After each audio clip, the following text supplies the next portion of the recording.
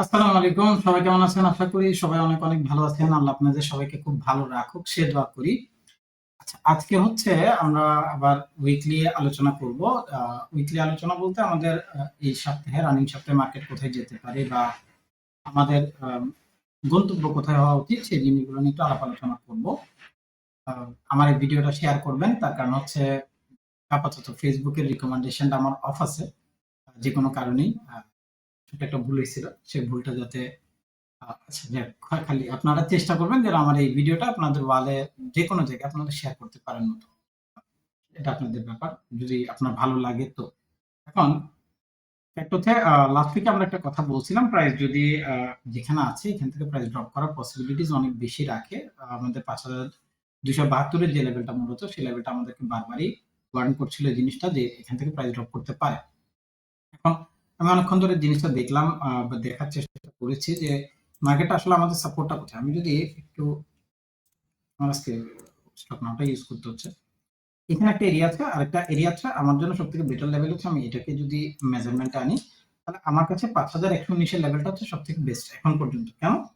রিজনটা হচ্ছে প্রাইস কোনবারই এটার নিচে সাস্টেইন করেনি। অর্থাৎ প্রাইস যখনই ৫,১১৯ এ টাচ করছে, তার নিচে পড়ছে, উইকলি বেসিসে সে আবার ড্রপ ব্যাক করে উপরের দিকে চলে অর্থাৎ বাউন্স ব্যাক করে উপরের দিকে গিয়েছে। আচ্ছা, এখন মার্কেটে বাউন্স ব্যাক জিনিসটা কি? এখানে কি আছে যে এখানে কি কেউ বোম ফিট করে রাখছে? না, ব্যাপারটা সেরকম না। ব্যাপারটা হচ্ছে প্রত্যেকটা এরিয়াতে আ বায়ার এবং সেলার মার্কেটকে কি করে? লিড করে। আ ওইটা ইন্টারেস্টেড এরিয়া বলতে পারেন বা বায়াসড এরিয়া বলতে পারেন, হোয়াটএভার। তো মার্কেটের যে পয়েন্ট অফ ইন্টারেস্ট বা মার্কেটের যে এরিয়াগুলো মার্কেটকে লিড করে বা যে প্রাইস পয়েন্ট গুলা আসার পরে মার্কেট স্টকের দিকে যদি তাকায়, একটা নির্দিষ্ট প্রাইস পয়েন্ট দেখা যায় অনেক ভালোভাবে কি করে? ব্লাস্ট করে। তো স্টকের আমরা যখন ইন্ডেক্সের ক্ষেত্রে এই কথাগুলো বলি অনেক সময় মিলতে পারে, নাও মিলতে পারে। কারণ ইন্ডেক্স টোটালি স্বাধীন। সবগুলো স্টক এক জায়গায় আসার পরে মার্কেট এখানে লিড করে। এখন ফ্যাক্ট হচ্ছে দেখেন, স্ট্রাকচার এমন একটা জিনিস এটা মোস্ট অফ দ্য জায়গায় মেইনটেইন হয়। সবাই দেখে, সবাই এটার উপরে ডিপেন্ড করে যখন রেট হচ্ছে মার্কেটকে প্যানিক বানাচ্ছে, মার্কেট প্যানিক হচ্ছে, পাবলিক বের হয়ে যাচ্ছে। আবার যখন মার্কেট একটা নির্দিষ্ট এরিয়াতে এসে একটা গ্রিন ক্যান্ডেল করতে মার্কেট আবার বাই হতে হচ্ছে, ইনটেনশন বাড়তেছে, পাবলিক অ্যাওয়ারনেস বাড়তেছে। এগুলো কি হয় ইন্ডেক্সের সাথে রিলেট করে। তো এই রিলেট গুলো কোথায় গিয়ে পড়ে?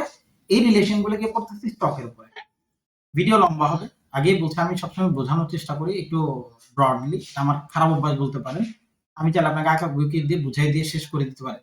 বগিচুগি হবে, কোনো সমস্যা হবে না। কিন্তু যেহেতু বুঝাতে বসছি, চেষ্টা করব ক্লিয়ার বোঝানোর জন্য। তো এই জায়গাগুলো আমাদের কাছে স্পেসিফিক যে এই এরিয়াতে আসলে মার্কেটে কি করতে পারে? বাইব্যাক করতে পারে। বাইব্যাক না। এটাকে কি বলে? বাউন্স ব্যাক করতে পারে। এখন ফ্যাক্ট হচ্ছে আমাদের লাস্ট উইকের যে ক্যান্ডেলটা ছিল, লাস্ট উইকের কোন ক্যান্ডেল? আমাদের এই যে ক্যান্ডেলটা আমি এখানে আপাতত জন্য আঁকিয়ে দেয়। এই যে ক্যান্ডেলটা, এই যে রেড ক্যান্ডেলটা আমরা যেটা পিন বার টাইপের দেখতেছি, ইনভার্স পিন বার। এই ক্যান্ডেলটা আমাদেরকে কি দিয়েছে? একটা সলিড এরিয়া বুঝিয়েছে যে মার্কেট কি করতে পারে? ড্রপ ডাউন করতে পারে। তো বেশিরভাগ সময় যখনই এই ধরনের কোনো ক্যান্ডেল একটা রেডি হয়, এই ধরনের ক্যান্ডেল আর এই ধরনের ক্যান্ডেলের মধ্যে দুটো ডিফারেন্সিয়েট ইস্যুস থাকে। ফার্স্ট ইস্যু হচ্ছে আমাদের যখন কোনো একটা ডোজি ক্যান্ডেল হয়, এই ধরনের কোনো একটা ডোজি ক্যান্ডেল হয়, এখানে দুটা পার্ট থাকে। একটা হচ্ছে বায়ারের পার্ট, আর একটা হচ্ছে সেলারের পার্ট। কিন্তু এই ধরনের ক্যান্ডেল এটাকে আমরা ডোমিনেটিং ক্যান্ডেল বলি। কেন? এখানে সেলার ডোমিনেট করছে পুরো মার্কেটকে। যখন এই ধরনের ক্যান্ডেলগুলো মার্কেটে ক্রিয়েট হয়, ডোমিনেট করে মার্কেটকে সেল সাইড নিয়ে আসে। ডোমিনেট করে মার্কেটকে সেল সাইড নিয়ে আসে। কিন্তু এই ধরনের যে ক্যান্ডেল গুলো হয়, এই ক্যান্ডেল গুলোতে মার্কেট কি করে? একটা ইনডিসিসিভ ক্রাইটেরিয়া মেনটেন করে। এই ইনডিসিসিভ ক্রাইটেরিয়া গুলো কি হয়? মার্কেট যেদিক ভাঙবে, অর্থাৎ এই যে ক্যান্ডেলটা ক্রিয়েট হলো, এই ক্যান্ডেলটা ক্রিয়েট হলো, এই ক্যান্ডেলের পরে যেদিকে ভাঙছে মার্কেট সেদিকে দৌড়াইছে। কিন্তু এই ক্ষেত্রে জিনিসটা একেবারে উল্টা। মার্কেট কি করলো? যখনই ক্যান্ডেল পাইছে মার্কেট পুরো সলিড রান কি করছে? ড্রপ করে নিচের দিকে চলে আসছে। তো আগামী সপ্তাহে আমাদের কি হইতে পারে? এরপরের কাহিনীর একটু ভিন্ন। এবার ঘটনার একটু অন্য স্টাইল হবে। যখন এই ধরনের ক্যান্ডেল হয়, অর্থাৎ একটা বডি, এটা উপরের দিকে একটু শ্যাডো থাকতে পারে, না থাকতে পারে, ডাজন্ট ম্যাটার। কারণ প্রাইস যখন একটু ড্রপ করে প্রাইস ট্রাই করে রিট্রেস করার জন্য। প্রাইস যখন এই ধরনের ড্রপ করছে, প্রাইস চেষ্টা করবে রিট্রেস করার জন্য। Simple math. কেন? প্রিভিয়াস এরিয়া ব্রেক হয়েছে। প্রিভিয়াস এরিয়া কোথায়? উইকলির ক্ষেত্রে এখন পর্যন্ত ব্রেক হয়নি। উইকলির এরিয়াটা হচ্ছে এটা। এটা ব্রেক হওয়ার সাথে সাথে মার্কেট কি করবে? রিভার্স ব্যাক করবে। এখন যেহেতু একটা এত বড় ক্যান্ডেল হয়েছে, এরপরে এই ক্যান্ডেল হয়েছে কিছুটা ড্রপ ডাউন, আমি চিন্তাই করলাম যে ড্রপ ডাউন হবে, দেন তারপর রিভার্স করবে।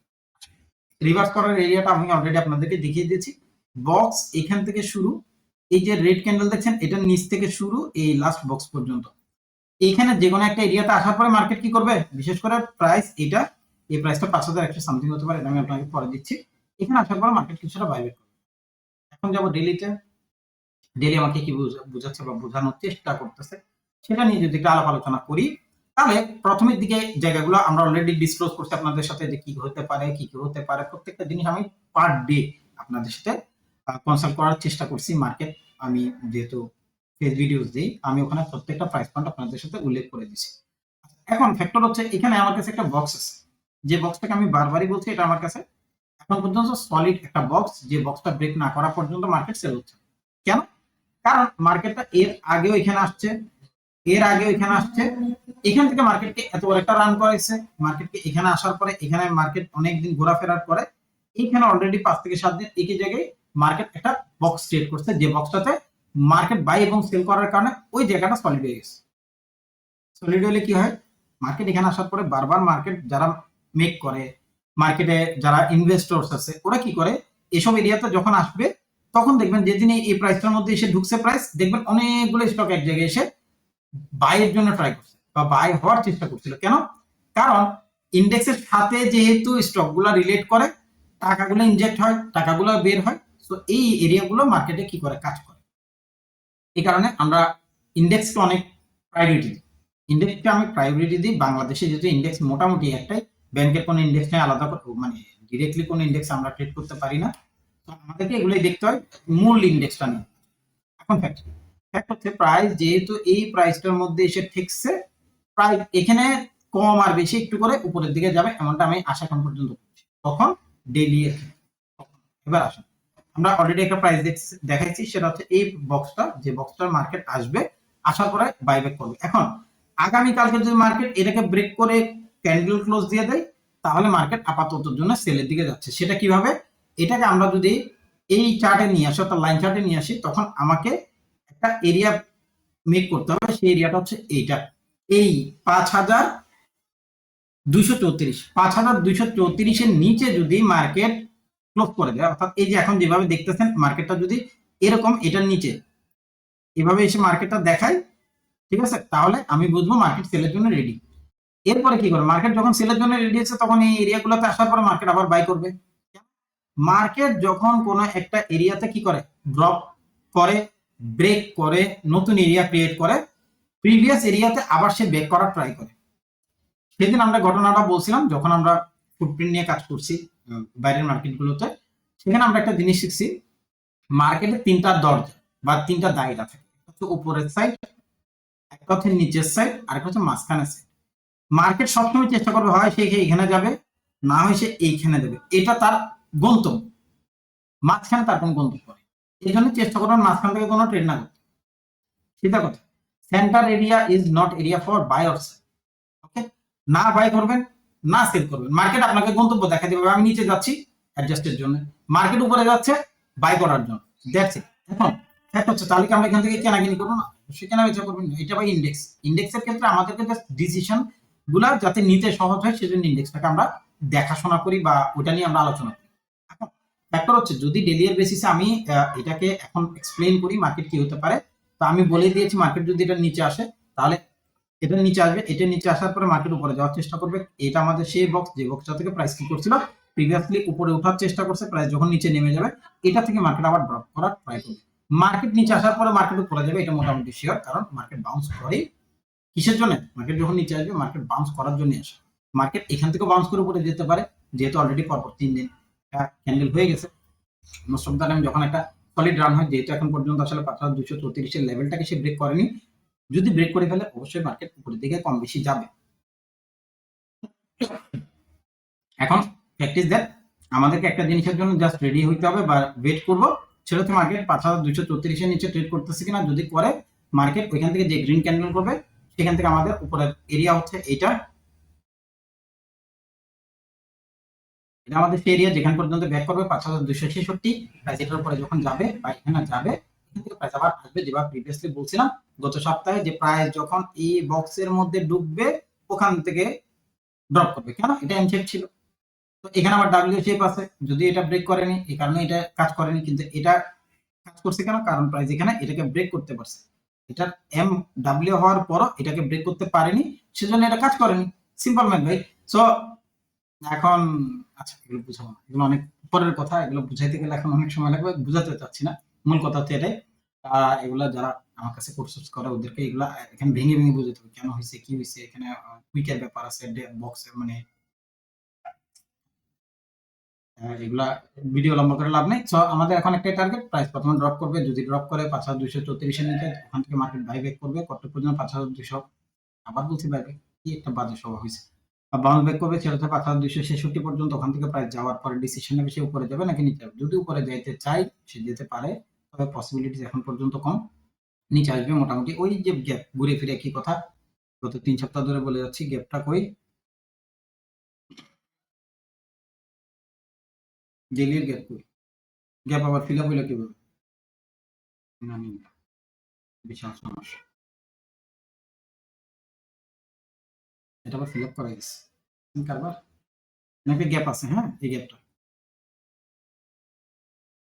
5,160 থেকে 5,100 এর লেভেল, এটা আমাদের একটা গ্যাপ ছিল, যে গ্যাপটা আমাদের প্রিভিয়াস ভিডিওতে গেলে পাবেন। আবার বললেন না যে আমি এটা টিউমার টিউমার ছড়াচ্ছি, এরকম কোনো কিছু না।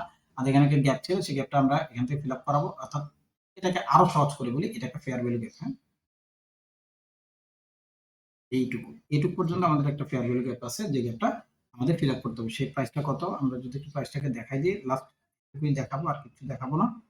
5,187। হ্যাঁ, তো আচ্ছা, আর আমার ফেসবুক গ্রুপে আপনাকে স্বাগতম, অবশ্যই স্বাগতম। আপনার যত পরিচিত আছে ওদেরকে আপনার আমার ভিডিওগুলো দেন, যেহেতু আমি আসলে প্রচুর রিসোর্স দিয়ে থাকি, আপনারা দেখেন।